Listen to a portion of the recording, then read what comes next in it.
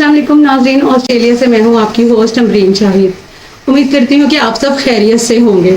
Cipher के हवाले से जो बड़ी बड़ी तैयारियां की गई थी, बड़े बड़े प्लान बनाए गए थे, बल्कि स्पेशल प्रोसिक्यूटर को हायर किया गया था, ये तो वो खेल ही खत्म हो गया। अब मामला ये है कि जो इमरान खान को इस केस में फंसाया जा रहा था, तो इमरान खान के वकला इस केस में उनको निकालने में कमाल के माहिर निकले।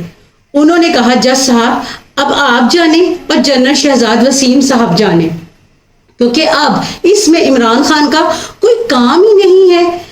जी तो जनाब, इमरान खान के वकला ने जो दलाइल दिए, इसमें सलमान सफदर साहब ने इस हवाले से कहा कि देखिए, इमरान खान ने किसी भी सतह के ऊपर जो साइफर का मतन या कंटेंट है वो कहीं पर भी शेयर नहीं किया है। और राना सनाउल्लाह ये पहले ही बता चुके हैं, जो साइफर है वो मौजूद है वजारत दाखिला के अंदर। और उन्होंने ये भी कहा है कि जब साइफर काबीना ने डिक्लासिफाइड करने की मंजूरी दे दी, तो फिर ये अकेले इमरान खान की जिम्मेदारी कैसे होगी?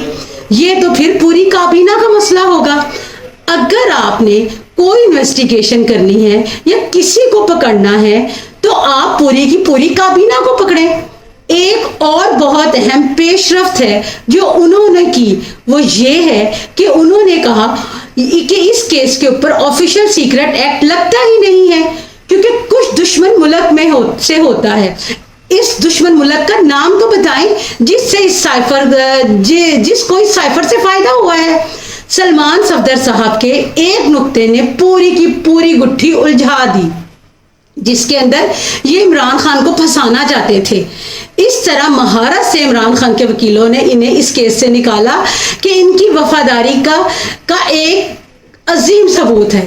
इस केस में जो एक बहुत बड़ा अहम नुक्ता था वो ये था कि जज साहब बार बार पूछ रहे थे कि साइफर कहाँ गया।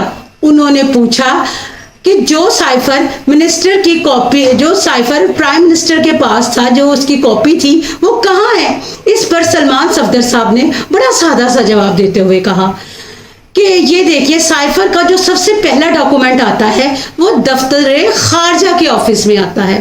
दफ्तर खारजा इसको वजीर आजम ऑफिस में भेजता है, और इसमें ये वजीर आजम को डायरेक्ट नहीं पहुंचता, वो वजीर आजम स्टाफ के जरिए वजीर आजम तक पहुंचता है।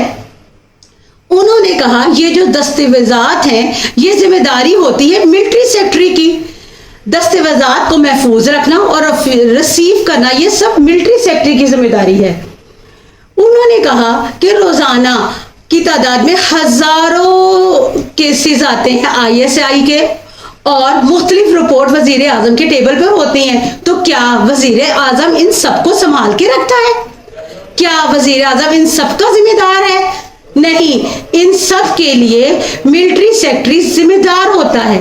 फिर एक बेहतरीन अंदाजे में उन्होंने जज साहब को एक मिसाल देते हुए कहा, अगर आप यहां से उठकर जाते हैं तो क्या जो आपकी टेबल पे पड़ी रिपोर्ट्स और इंपॉर्टेंट डॉक्यूमेंट्स हैं वो आपकी जिम्मेदारी है संभालने की? सब तो आपके अमले की जिम्मेदारी में आता है।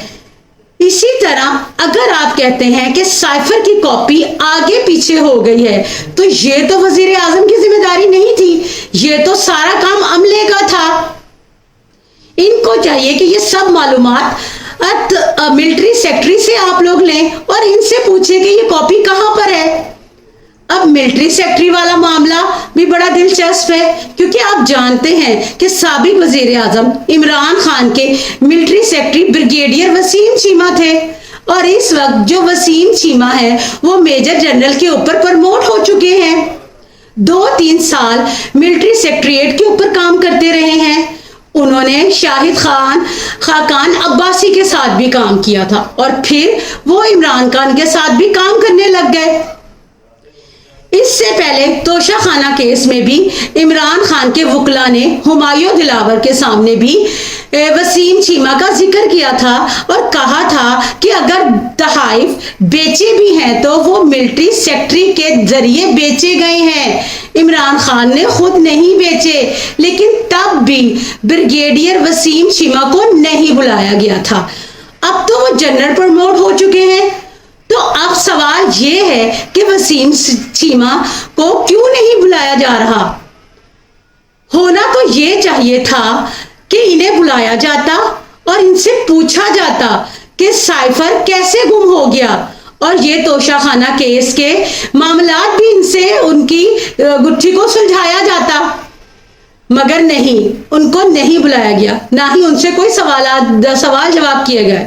ایک اور بڑا اہم معاملہ عدالت میں جو پیش آیا ہے وہ یہ ہے کہ بابر اعواد نے جج صاحب سے پوچھا کہ میں کچھ آپ کو دکھانا چاہتا ہوں، بتائیں۔ انہوں نے عدالت میں ویڈیو چلا ڈالی جس میں جنرل قمر باجوہ کہہ رہے تھے کہ سائفر صرف کاغذ تھا اور اس میں کچھ بھی نہیں تھا، یعنی کہ سائفر والا کیس تو آج وکلا نے ہوا میں اچھی طرح سے اڑا دیا۔ دوسری جانب لوٹوں کے ساتھ استقبال کیا جا رہا ہے ان لوگوں کا جو تحریک انصاف کو چھوڑ گئے ہیں۔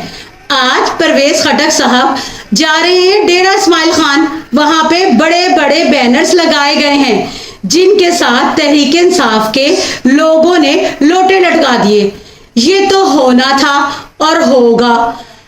اب اس کے ساتھ ہی مجھے اجازت دیجیے گا، خدا حافظ۔